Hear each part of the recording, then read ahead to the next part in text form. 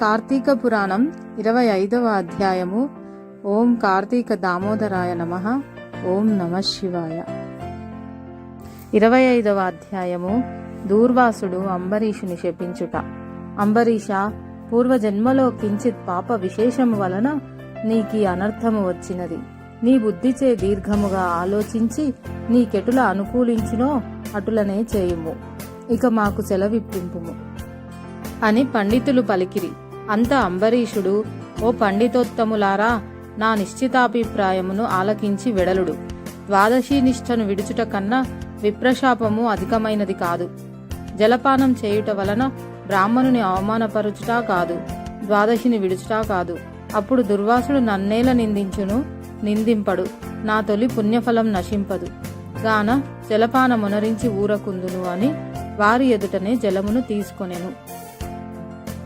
అంబరీషుడు జలపానమునరించిన మరుక్షణముననే దూర్వాసుడు స్నాన జపాదులు పూర్తి చేసుకొని అక్కడకు వచ్చెను. వచ్చిన వెంటనే ఆ ముని మహారౌద్రాకారుడై కండ్ల వెంట నిప్పులు గ్రక్కుచు, ఓరి మదాంధా, నన్ను భోజనమునకు రమ్మని నేను రాకనే నీవేళ భుజించితివి. ఎంత దుర్మార్గము, ఎంత నిర్లక్ష్యము, ఎంతటి ధర్మ పరిత్యాగివి. అతిథిని అన్నం పెట్టదనని ఆశ చూపి పెట్టకుండా తాను తినినవాడు మలభక్షకుడగును. అట్టి అధముడు మరు జన్మలో పురుగై పుట్టును.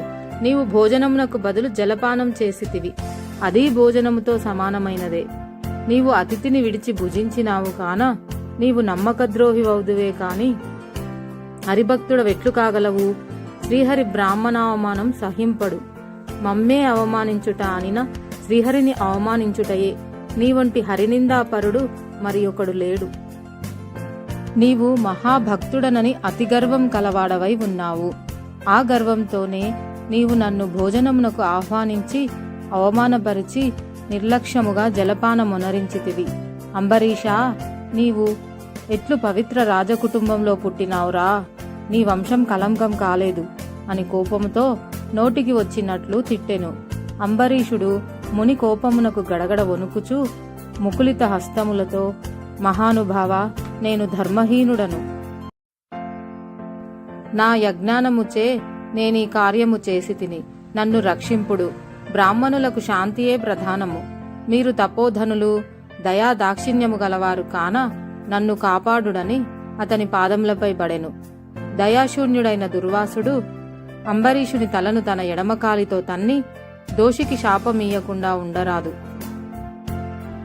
నీవు మొదటి జన్మలో చేపగాను, రెండవ జన్మలో తాబేలుగాను, మూడవ జన్మలో పందిగాను, నాలుగవ జన్మలో సింహముగాను, ఐదవ జన్మలో వామనుడుగాను, ఆరవ జన్మలో క్రూరుడవగు బ్రాహ్మణుడవుగాను, ఏడవ జన్మలో మూఢుడవైన రాజుగాను, ఎనిమిదవ జన్మలో రాజ్యముగాని సింహాసనముగాని లేనట్టి రాజుగాను, తొమ్మిదవ జన్మలో పాషండ మతస్థునిగాను, 10వ జన్మలో పాపబుద్ధి గల దయలేని బ్రాహ్మణుడుగాను పుట్టెదవుగాక అని వెనక ముందు ఆలోచింపక శపించెను. ఇంకనూ కోపము తగ్గనందున మరల శపించుటకు ఉద్యుక్తుడగుచుండగా శ్రీ మహావిష్ణువు బ్రాహ్మణ శాపం వృధా కాకూడదని తన భక్తునికి ఏ అపాయం కలగకుండుటకు అంబరీషుని హృదయంలో ప్రవేశించి, మునివర్య, అటులనే మీ శాపం అనుభవింతునని ప్రాధేయపడెను. కాని దుర్వాసుడు కోపం తెచ్చుకొని శపించబోగా శ్రీమన్నారాయణుడు తన సుదర్శన చక్రమును అడ్డుపెట్టెను. ఆ సుదర్శనము కోటి సూర్యప్రభలతో అగ్నిజ్వాలలు గ్రక్కుచూ దూర్వాసునిపై పడబోయెను. అంతా దుర్వాసుడు ఆ చక్రమును తనను మసిచేయునని తలంచి ప్రాణంపై ఆశ కలిగి అచటి నుండి బ్రతుకు జీవుడాయని పరుగిడెను. మహా తేజస్సుతో చక్రాయుధం దూర్వాసుని తరుముచుండెను.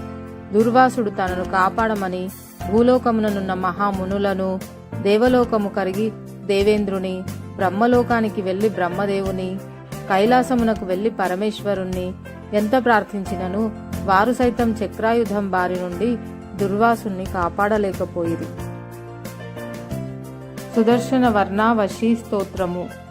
ఓం సహస్ర ఆదిత్య సంకాశం సహస్రావధనం పరం సహస్రదోస్సహస్రారం ప్రపద్యేహం సుదర్శనం అసంతం హారకేయూరం మకుటాది విభూషితం భూషణైర్భూషితమురం